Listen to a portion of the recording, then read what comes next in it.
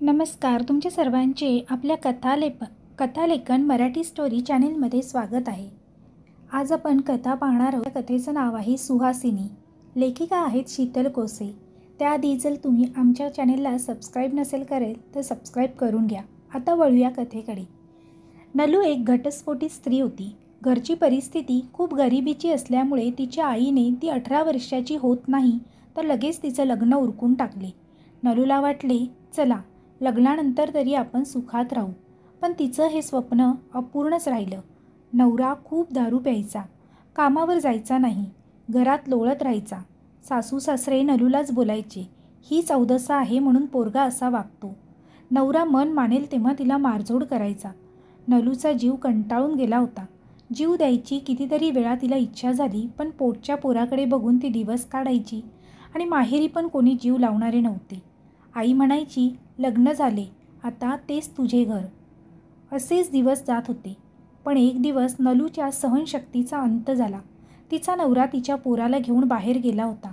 खूप वेळाने तो दारू पिऊन जिंगत घरी आला, पण तो एकटाच होता. त्याच्या हातात बाळ नव्हते.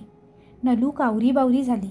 लहानसे 1 वर्षाचे बाळ कुठे याने ठेवले म्हणून त्याला विचारू लागली, पण तो काहीच बोलण्याच्या स्थितीत नव्हता.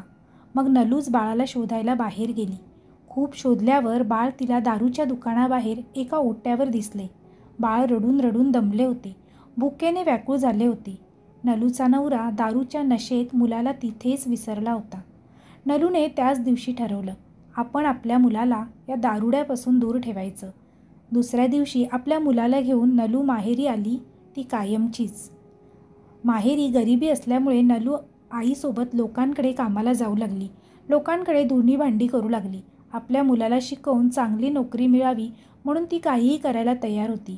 दिवस जात होते आणि अचानक तिचे आयुष्य बदलले.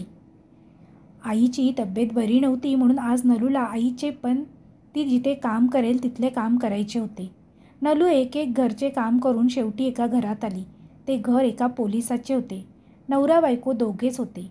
मूलबाळ कोणीच दिसत नव्हते. आपल्याला काय करायचे म्हणून नलू आपले काम करून घरी परत आली. पण आईची तब्येत जास्त बिघडली म्हणून मग नलूच सर्व घरी जाऊन कामे करू लागली. पण पोलिसांच्या घरी तिला बरं वाटायचं. जास्त कामे नसायची. पण पोलीस घरी असला की नवरा बायकोत कुरबुर सुरू असायची. नलूला एवढं समजलं की यांना मूल नाही आणि दोष बायकोत आहे, म्हणून तो बायकोचा रागराग करतो. पोलिसाचे नाव महेश आणि बायकोचे सुहासिनी होते. एक दिवस नलू कामाला गेली तर सुहासिनी घरी नव्हती. महेश एकटाच होता. एकटा असल्यामुळे असेल, पण महेश त्या दिवशी नलूसोबत बोलला. आपले दुःख तिला सांगितले. त्याला मुलाची खूप आवड आहे, पण घरात मूल नाही म्हणून तो खूप दुःखी होता. दुसरं लग्न करायचं त्याचा विचार होता, पण बायको घटस्फोट द्यायला तयार नव्हती. नलू पण खूप दिवसांनी कुणा पुरुषाशी बोलत होती. तिने पण आपली कथा त्याला सांगितली. दोघेही दुःखी असल्यामुळे असेल, पण नलू आणि महेश एकमेकांकडे आकर्षित झाले. कधी कधी नलू आपल्या मुलाला सोनूला घेऊन पण यायची. महेश सोनूचं खूप लाड करायचा. त्याला नवीन नवीन कपडे घेऊन देणे, खेळणी घेऊन देणे असे तो करत असे. नलूच्या डोक्यात मात्र विचाराचे काहूर माजले. आपण जे करतोय ते योग्य की अयोग्य तिला समजत नव्हते. एक स्त्री असून दुसऱ्या स्त्रीचे आपण घर तोडतोय असंच तिला वाटायचं. पण सोनूच्या चेहऱ्यावर आनंद बघून ती स्वतःला समजवायची.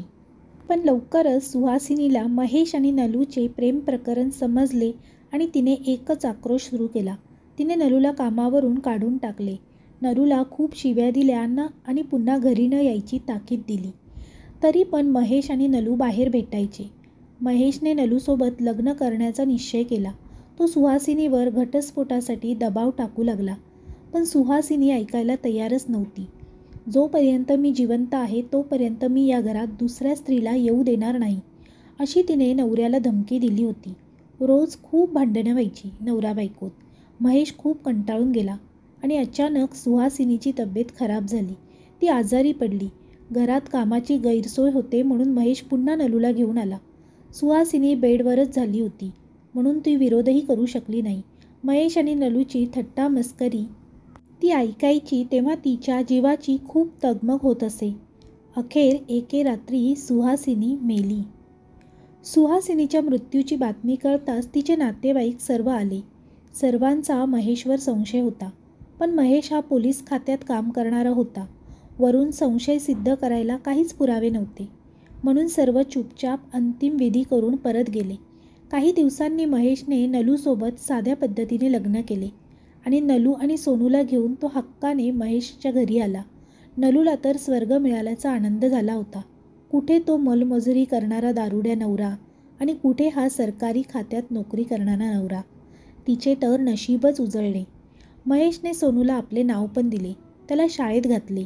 सुहासिनींच्या भारी भारी साड्याने कपाट भरून होते. तिचे दागिने, तिने हौसेने जमवलेले सर्व सामान आता नलूचे झाले. नलू तर रोज सुहासिनीचे भारी दागिने साडी घालून बसायची. दिवस मजेत चालले होते. 1 आठवडा झाला नलू आणि महेशच्या लग्नाला आणि नलूला घरात विचित्र अनुभव यायला लागले. कधी कधी ती एकटी असताना तिला घरात कुणीतरी वावरतंय, गाणी गुणगुणण्याचा आवाज यायचा. असे भास तिला यायला लागले. टीव्ही आपोआप सुरू होऊन आपोआप बंद होऊ लागला. घरातले लाईट खराब होऊ लागले. एकदा नलू सुहासिनीची साडी आणि दागिने घालून आरशासमोर उभी होती तर तिला आरशात तिचे प्रतिबिंब न दिसता सुहासिनी दिसू लागली. रात्री बेडवर तिला महेशच्या बाजूला सुहासिनी झोपलेली दिसायची. या सर्व प्रकाराने नलू खूप घाबरून गेली. हे बघ नलू, हे तुझ्या मनाचे खेळ आहेत. सुहासिनी कधीच मरून गेली आहे आणि आता ती परत कधीच येणार नाही. महेश नलूला समजावत होता. नाही हो, मी खरंच तिला बघितलं. विश्वास करा माझ्यावर. सोनू पण रात्री झोपेतून किंचाळत उठतो. त्याला म्हणे कोणीतरी स्वप्नातून कान पकडून घराच्या बाहेर हाकलतो, नलू सांगत होती. पण महेश हसण्यावरी नेत होता. त्याला हे सर्व नलूचे भ्रम वाटत होते. महेश ड्युटीवर गेला आणि नलूने सुहासिनीचे कपाट उघडून तिच्या साड्या बघायला सुरुवात केली. सर्व साड्या खूप भारी होत्या. नलूने जन्मात अशा भारी साड्या बघितल्या नव्हत्या. पण हे काय, सर्व साड्या आज ओलसर का वाटत आहेत? आतमध्ये पाणी कसं काय गेलं? अचानक तिचे लक्ष आपल्या हाताकडे गेले आणि ती जोरात किंचाळली. तिच्या दोन्ही हातांना रक्त लागले होते. सर्व साड्या रक्ताने माखल्या होत्या. नलू घाबरली आणि पटकन महेशला फोन करून तिने घरी बोलावून घेतले. महेश येईपर्यंत ती घराच्या बाहेरच बसून राहिली. काय झाले नलू, तू अशी बाहेर काय बसली आहेस? तुझा चेहरा असा काय पांढरा पडला? ती आली परत. ती मला या घरात नाही राहू द्यायची. नलू ओक्साबक्षी रडत बाहेरच बसून राहिली आणि महेशला सांगू लागली. रात्री जेवण झाले. सर्व झोपले. ती गुस्सातच होती म्हणून महेशसोबत पण बोलली नाही. रात्री अचानक नलूला जाग आली. रात्रीचे 3 वाजले होते. बाहेरून कुणाचं तरी रडणं ऐकू येत होतं. नलू पटकन उठून बसली. सोनू म्हणत ती धावत बाहेर हॉलमध्ये आली. हॉलमध्ये टीव्ही सुरू होता आणि टीव्हीवर कुणीतरी रडत होते. नलूने घाबरत टीव्ही बंद केला. अचानक किचनमधून भांडी आपटल्याचा आवाज आला. म्हणून नलू किचनमध्ये गेली. बघते तर सर्व भांडी, तांदूळ, डाळ, पीठ खाली पडून होती. नलू डोळे विस्फारून बघतच राहिली आणि तिला पाठीमागे कुणीतरी उभे असल्याचा भास झाला. नलू पटकन बाहेर आली. बेडरूमकडे जायला ती वळणार तेवढ्यात तिचे लक्ष सोफ्याकडे गेले. सोफ्यावर सुहासिनी बसली होती. केस मोकळे सोडलेली, कपाळ लाल कुंकवाने भरलेलं होतं आणि थंड नजरेने ती नलूकडे एकटक बघत होती. जोरात ओरडून नलू बेडरूममध्ये आली आणि पटकन चादर पांघरून झोपली. भीतीने ती थरथर कापत होती. काही वेळाने नलूने डोळे उघडले आणि समोर तिच्या बेडवर तिच्याच चादरीत सुहासिनी होती आणि नलूला बघून ती जोरात हसली. जोरात ओरडून नलू बेशुद्ध पडली. नलूला जाग आली तेव्हा सकाळचे 9 वाजले होते. तिची आई, महेश तिच्या जवळच बसून होते. आईला बघून नलू रडायलाच लागली. आईला नलूच्या बोलण्यावर विश्वास बसला. ती महेशची परवानगी घेऊन नलू आणि सोनूला काही दिवसासाठी आपल्या घरी घेऊन गेली. जायच्या आधी नलूने किचनमध्ये जाऊन बघितलं तर सर्व भांडी जशीच्या तशी होती. तांदूळ, डाळ सर्व जागच्या जागी होतं. मग रात्री आपल्याला खरंच भास झाला काय? नलू पटकन बेडरूममध्ये गेली आणि चादरीला पूर्ण उलटी करून बघू लागली आणि एका ठिकाणी तिला चादरीला कुंकू लागलेले दिसले. नलू टिकली लावायची. सुहासिनी रात्री मळवट भरून होती. म्हणजे ती खरंच आली होती. नलूला आता दरदरून घाम फुटला. तशीच धावत ती बाहेर आली आणि सोनूचा हात पकडून ती अंगावरच्या कपड्यावरच आईसोबत गेली. सुहासिनीच्या एकही दागिन्याला व साडीला हात लावायची तिच्यात हिंमत झाली नाही. रात्री महेश नलूच्या आईकडे जेवण करायला गेला. तेव्हा नलूच्या आईने आणि नलूने ते घर सोडून दुसरीकडे राहायला जाऊ म्हणून विषय काढला. पण महेशने घर सोडायला तयार नव्हता, कारण मोठ्या हौसेने त्याने हे घर बांधले होते आणि पोलीस स्टेशन पण त्या घराजवळच होते. चांगल्या सोयीचे घर सोडून दुसरीकडे राहायला जायचं त्याला आवडलं नाही. आणि सुहासिनी दिसते, तिचा आत्मा आहे वगैरे गोष्टी तर त्याला बकवासच वाटत होत्या. त्याचा यावर अजिबात विश्वास नव्हता. जेवण करून तो आपल्या घरी परत आला. घरी यायला त्याला 10 वाजले. एकटाच असल्यामुळे महेश हॉलमध्ये TV बघत बसला. बघता बघता त्याचा डोळा लागला. अचानक त्याला जाणवले कुणीतरी आपल्याजवळ खेटून बसून आहे आणि तिचे हात त्याच्या गळ्यात आहेत. डोळे बंद करूनच त्याने नलू म्हणून त्या व्यक्तीला जवळ घेतले आणि त्याच्या नाकात दुर्गंधीचा भपकारा आला. महेश पटकन डोळे उघडून बसला तर समोर सुहासिनी होती. तिच्या अंगावरचं मांस सडून लोंबकळत होते, ओठ फाटले होते आणि ती इतकी भेसूर हसली की महेशला अटॅक येऊन मरतो की काय असं वाटायला लागले. आणि अशा सुहासिनीला त्याने चक्क मिठी मारली म्हणून त्याला कसं तरीच होऊन तो उलटी करू लागला. उलटी करून करून तो दमला, पण नाकात सडल्या मांसाची भयंकर दुर्गंधी घुसली होती. सुहासिनीपासून दूर कसं पळता येईल म्हणून महेश रस्ता बघू लागला. त्याला सरपटताना बघून सुहासिनी अजूनच खिदळू लागली. महेश गयावया करू लागला, माफी मागू लागला, पण सुहासिनी त्याला सोडणार नव्हती. कारण महेशनेच तिचा खून केला होता आणि तोही प्लॅन करून. कुणालाच महेशविरुद्ध काहीच पुरावा सापडला नाही. स्लो पॉयझन देऊन देऊन त्याने सुहासिनीचा काटा काढला आणि नलूसोबत लग्न केले. सुहासिनीचे आपल्या नवऱ्यावर, घरावर, संसारावर खूप प्रेम होते. बाहेरची कुणी व्यक्ती येऊन त्यावर राज करेल हे ती सहनच करू शकत नव्हती.